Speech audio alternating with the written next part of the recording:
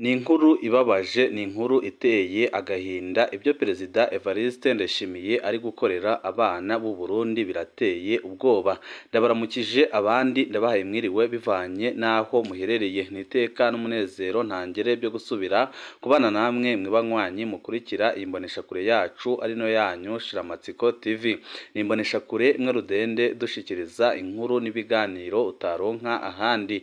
Uyu ni umwanya w'amakuru agezwe ko ari kuvuga ngaha mu gihugu cy'u Burundi, aho inombonesha kure yacu ari no yanyu Shiramatsiko TV ibategurira amakuru ahambaye cyane abari kuvugwa mu bisata bitandukanye, aho twibanda cyane ku makuru abari kuvugwa ku gateka kazina muntu, abari kuvugwa mu butungane, abari kuvugwa mu cibano, abari kuvugwa ku mbuga ngurukana bumenyi, abari kuvugwa muri politike ndetse n'andi yose mutamenye mwaranyegejwe turatohoza amaze tukabashikiriza idonido. Perezida Evariste Ndayishimiye yamaze abana b'Abarundi.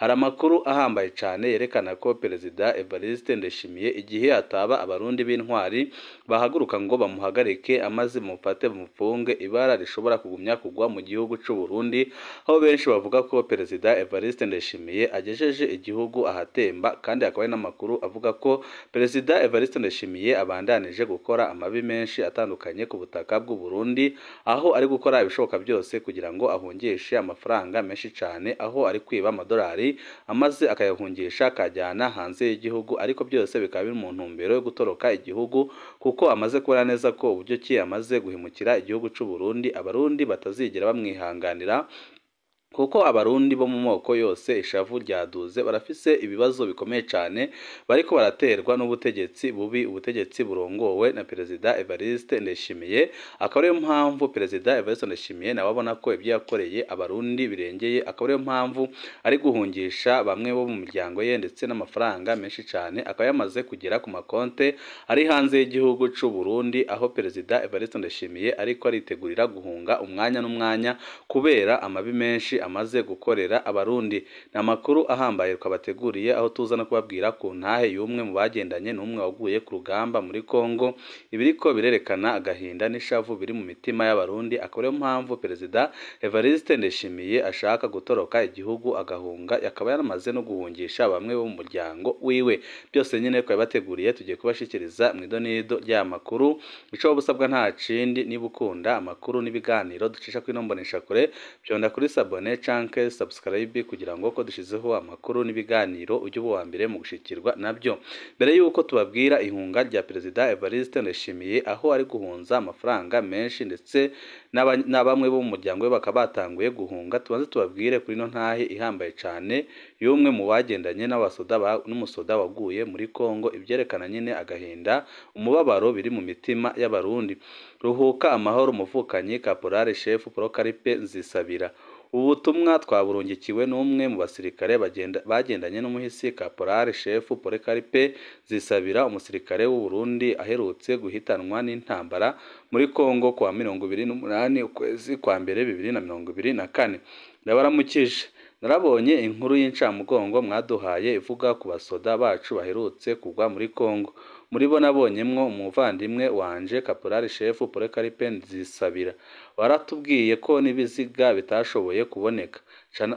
Ntahura ko tutazoshobora kumusezerana no kumushingurana iteka. Numvise mubabaro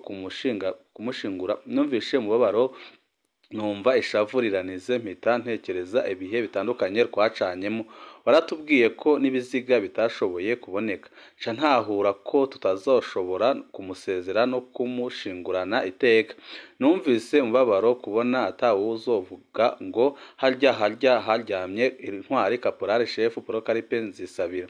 Niyo mpamvu niyumviriye kubandikira kugira ngo iyi ntahe yanje uzoyumviriza wese aze amenye ubutwari bw'uyu musirikare tubuze ukomeye cyane. Naho atamva yiwe tuzoba dufise ko kuri nombonesha kure ndazi ko mukurikirwa na benshi. Iyi ntahe rwose wincishirize kuri nombonesha kure yawe kugira ngo benshi babone ubutwari bwa Prokaripe Nzisabira uhitanywe n'ubukunzi bw'inda bwa Perezida Evariste Ndayishimiye. Muti njewe ndabahaye intahe ndinde. Wumvise mvuze ko Prokaripe ari umuvandimwe w'umwohava mwibaza ko tuvukana.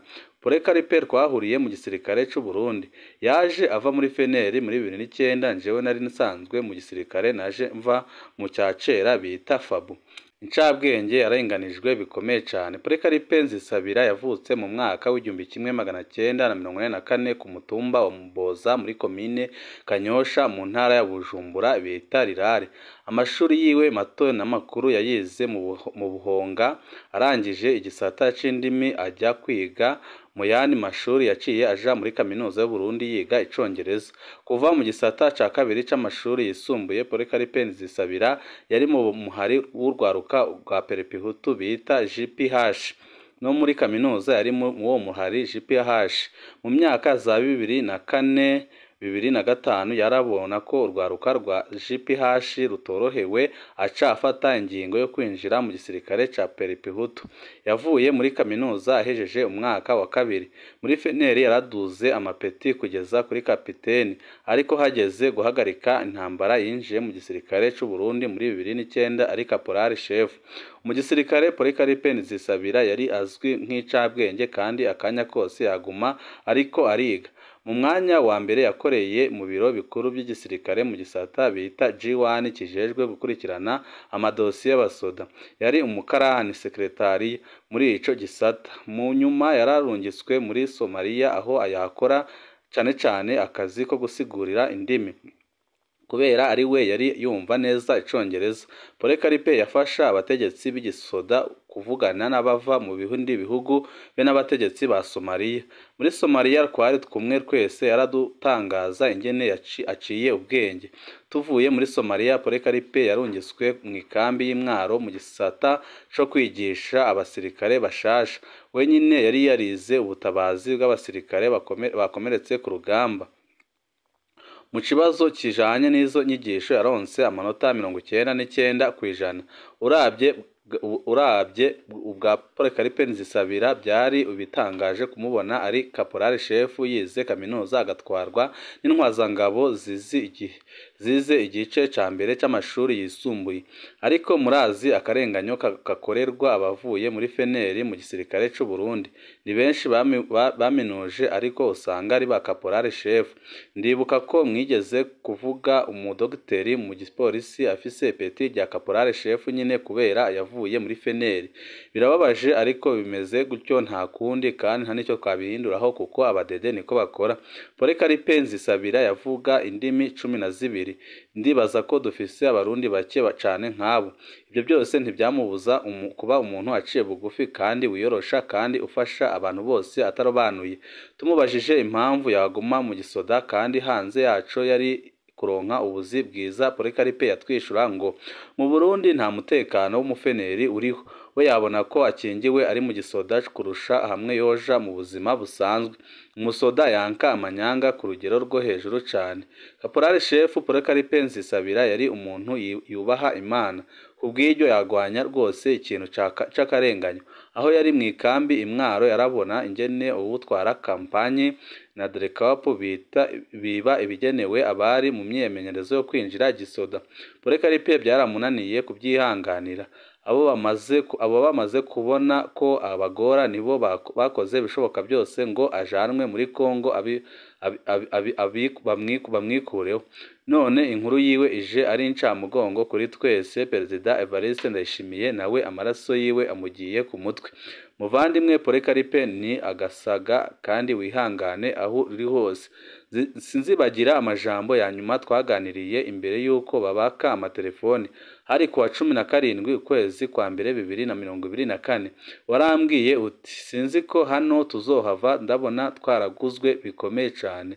Warambwiye ko mudafise ibigwanisho bikomeye mu gihe abo muhanganye abo bafise bigezweho. Warambwiye ko utabona ibyo murimwo. Warubashe itegeko nk'umusirikare ariko warabona ko igikorwa mwarungitswemwo kitari mu nyungu y'u Burundi ahubwo kiri mu nyungu ya Perezida Evariste Ndayishimiye. Mugenzi udusize mu gahinda. Ibanga twatoranye turazi ko ritoroshe kandi turazi ko wabaye hafi yacu. Umusoda n'urupfu baragendana, ariko kubona tudashobora no kukugisezera biravuna umutima w'abagukunda bose. Wakundana na bose, wari kiremesha wa beshi, wari icitegererezo kuri twese. ndakwifurije kuruhuka amahoro, Imana wakoreye ikwakire mu bwami bwayo. Kaporali Shefu Paul Karipe Nzisabira yari bukwize imyaka 40 muri uku kwezi kwigenekerezo rya 25 ukwezi kwa kabiri 2024. Yari yubatse asize utwana tubiri, kamwe kiga mu mwaka wa gatatu wo kwimenyereza, akandi karacari kwibere.